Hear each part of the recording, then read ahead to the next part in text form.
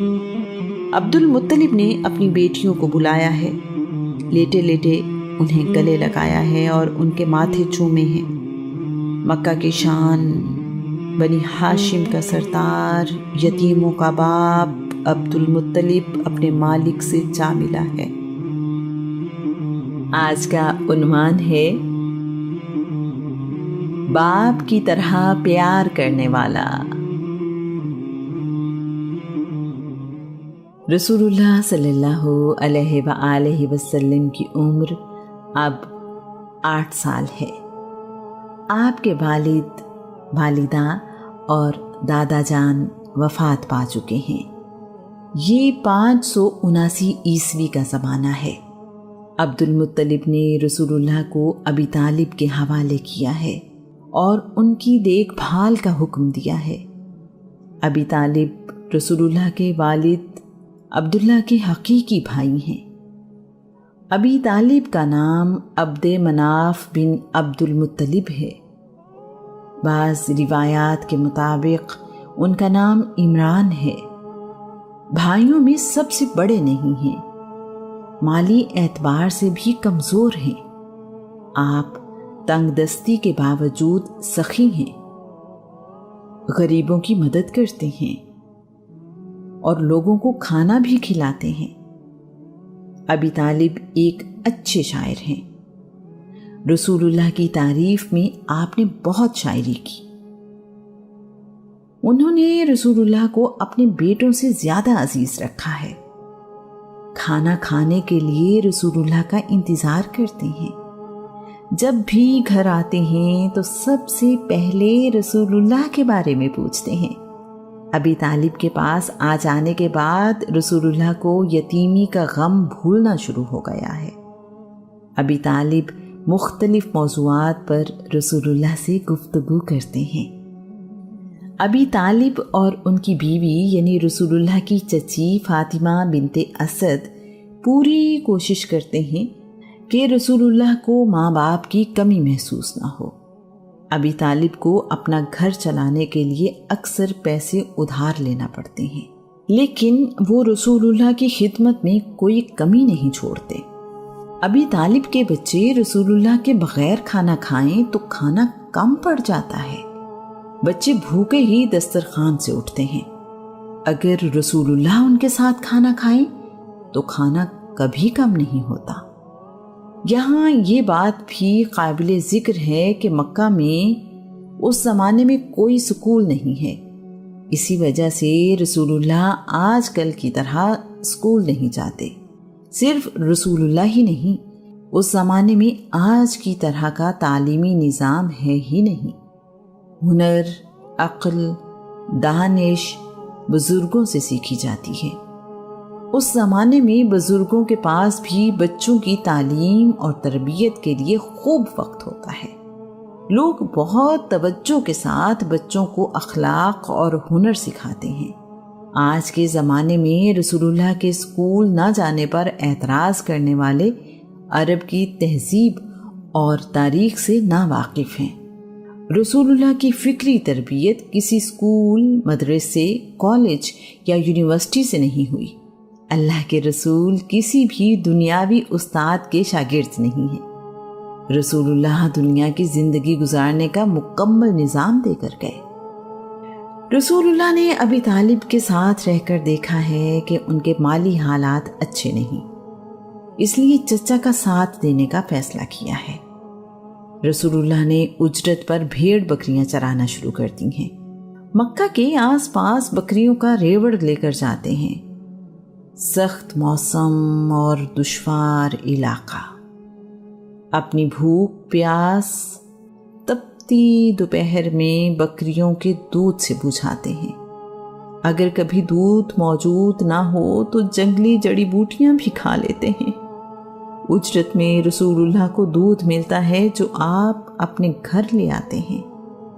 کبھی کبھار دینار بھی ملتے ہیں۔ بعد کے زمانے میں رسول اللہ سے پوچھا گیا، اللہ کے رسول، کیا آپ بھیڑ بکریاں چراتے رہے ہیں؟ رسول اللہ نے جواب دیا، ہاں، ہر نبی نے بھیڑ بکریاں چرائی ہیں، جب اکاز کا میلہ لگتا ہے تو رسول اللہ وہاں جاتے ہیں۔ اکاز کے بازار میں جا کر رسول اللہ کو دوسرے قبیلوں سے ملنے کا موقع ملتا ہے۔ رسول اللہ کا مشاہدہ بہت کمال ہے، بہت جلد سیکھ جاتے ہیں۔ ذہانت اور گفتگو بھی کمال ہے۔ جو بھی رسول اللہ سے 10-12 سال کی عمر میں ملتا ہے حیرت میں ڈوب جاتا ہے۔ اکاز آ کر ایک بات پر رسول اللہ کی توجہ ہوئی ہے کہ عرب میں شاعری کو بہت اہمیت حاصل ہے، شاعروں کو بہت عزت دی جاتی ہے۔ اکاز کی منڈی میں مشاعرے ہوتے ہیں، اچھا کلام سنانے والے کو انعام اور داد ملتی ہے۔ رسول اللہ کا شاعری کا ذوق بھی بلند ہے۔ سیدہ عائشہ کے مطابق رسول اللہ امراء القیس کے کلام کو پسند کرتے تھے۔ رسول اللہ کا چچا زاد بھائی ابو سفیان بن حارث بھی شاعری کا اچھا ذوق رکھتا ہے، اس لیے دونوں میں اچھی دوستی ہے۔ مکہ میں بارش ہر سال نہیں ہوتی، کچھ سالوں بعد مکہ میں قحط پڑنا معمول کی بات ہے۔ جب کبھی یہ قحط لمبا عرصہ رہے تو نوبت فاقوں تک پہنچ جاتی ہے۔ جہلمہ بن عرفتہ سے روایت ہے کہ قریش کے لوگ ابی طالب کے پاس گئے اور کہنے لگے، آپ جانتے ہیں کہ قحط کس قدر شدید ہے، زندگی بچانا مشکل ہوتا جا رہا ہے، آپ ہمارے ساتھ چلیں اور بارش کی دعا مانگیں۔ ابی طالب بارش کی دعا کے لیے کعبہ میں آئے تو رسول اللہ ان کے ساتھ تھے۔ ابھی رسول اللہ کا بچپن تھا۔ رسول اللہ کے علاوہ وہاں اور بھی بچے تھے۔ ابی طالب نے اپنے بھتیجے کی پیٹھ دیوار کعبہ کے ساتھ لگائی۔ بچے نے معصوم صورت کے ساتھ اپنی انگلی سے آسمان کی طرف اشارہ کیا۔ آسمان بالکل صاف تھا۔ انگلی کا اشارہ ہوتے ہی لمحوں میں کالے بادل آئے اور خوب برسے۔ اتنی بارش ہوئی کہ سارا مکہ بارش سے بھیگتا رہا۔ مکہ میں کسی سردار نے ضیافت کا اہتمام کیا ہے، سب کے لیے دعوتیں عام ہے۔ اس زمانے میں دعوت میں شراب اور ناچ گانا عام ہے۔ رسول اللہ کبھی کسی دعوت میں شریک نہیں ہوئے۔ آپ کے دل میں خواہش پیدا ہوئی ہے کہ میں بھی اس دعوت میں شرکت کروں۔ رسول اللہ نے اپنے ایک دوست سے جو بکریاں چراتا ہے کہا ہے کہ آج تم اپنی اور میری بکریاں چراؤ تاکہ میں اس دعوت میں جا سکوں، کسی اور دن میں تمہاری بکریاں چرا دوں گا۔ اس دوست نے حامی بھر لی ہے۔ یہ گرمیوں کا سخت موسم ہے، اس زمانے میں دعوت کا اہتمام دن میں ہی کیا جاتا ہے۔ رسول اللہ گرمی کی تپش سے بچنے کے لیے سائے میں آرام کرنے لگے ہیں تاکہ گرمی کم ہونے پر دعوت میں جا سکے۔ رسول اللہ سائے میں لیٹے تو نیند آ گئی۔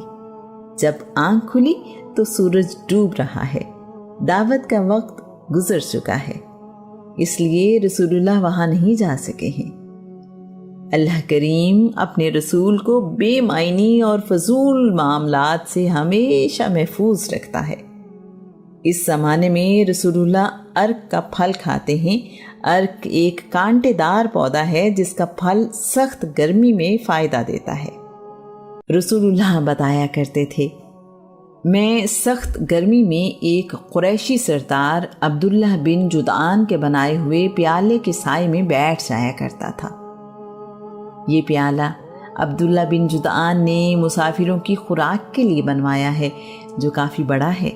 پیالہ اتنا بڑا ہے کہ مسافر اپنے اونٹ پر بیٹھے بیٹھے اس سے کھانا کھا لیتے ہیں۔ رسول اللہ سے ابی طالب کی محبت کی ایک وجہ رسول اللہ کی سچائی اور ایمانداری ہے۔ ابی طالب بیان کرتے ہیں، رسول اللہ نے کبھی جھوٹ نہیں بولا اور نہ ہی کبھی غیر مہذب بات کی۔ مکہ میں قیافہ شناس آتے، لوگ اپنے بچوں کو ان کے پاس لے کر جاتے ہیں۔ قیافہ شناس اپنے علم سے بچوں کا مستقبل بتاتے ہیں۔ بنی ازد کا ایک قیافہ شناس مکہ آیا ہے۔ ابی طالب رسول اللہ کو لے کر اس کے پاس گئے ہیں اور اس سے اپنے بھتیجے کے متعلق پوچھا ہے۔ قیافہ شناس نے رسول اللہ کو ایک نظر دیکھا اور دوسرے بچوں میں مصروف ہو گیا ہے۔ وہ فارغ ہو کر پوچھ رہا ہے، میں نے ابھی یہاں ایک بچہ دیکھا تھا، وہ کہاں ہے؟ اسے میرے پاس لاؤ۔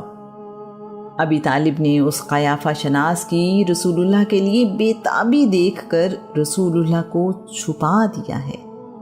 قیافہ شناس بار بار اصرار کرتا رہا، لیکن ابی طالب رسول اللہ کو سامنے نہیں لائے۔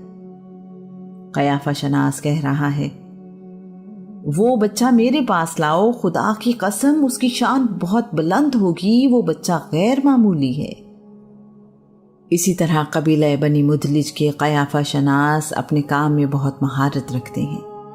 انہوں نے رسول اللہ کے قدموں کے نشان دیکھ کر عبد المطلب سے کہا تھا، اپنے بیٹے کی اچھی طرح حفاظت کرنا، یہ بہت برکتوں والا بچہ ہے۔ مقام ابراہیم پر موجود قدموں سے سب سے زیادہ مشابہت اس بچے کے قدموں کی ہے۔ رسول اللہ کا کہنا ہے، اللہ کے نبی ابراہیم کو دیکھنا ہو تو مجھے دیکھ لو، میں ان سے سب سے زیادہ مشابہت رکھتا ہوں۔ ابی طالب اور رسول اللہ کا ایک دوسرے سے تعلق ساری زندگی قائم رہا۔ ابی طالب جیسا جان سے زیادہ عزیز رکھنے والا چچا اللہ کی رحمت ہی تھا۔ رسول اللہ دادا کی وفات کے بعد ابی طالب کے پاس آئے تو کون جانتا تھا کہ ابی طالب اگلے 45 سال باپ کی طرح رسول اللہ کو دل و جان سے پیار کرتے رہیں گے، ان کی محبت اور حمایت میں ہر نقصان اور تکلیف برداشت کرتے رہیں گے۔ رسول اللہ اپنے چچا سے اس قدر مانوس ہیں کہ دونوں ایک دوسرے کے بغیر نہ کھانا کھاتے ہیں نہ کہیں جاتے ہیں۔ ابی طالب نے اپنے بھتیجے کو ملک شام کے سفر کا بتایا تو رسول اللہ اپنے چچا کے گلے لگ کر ساتھ جانے کے لیے ضد کر رہے ہیں۔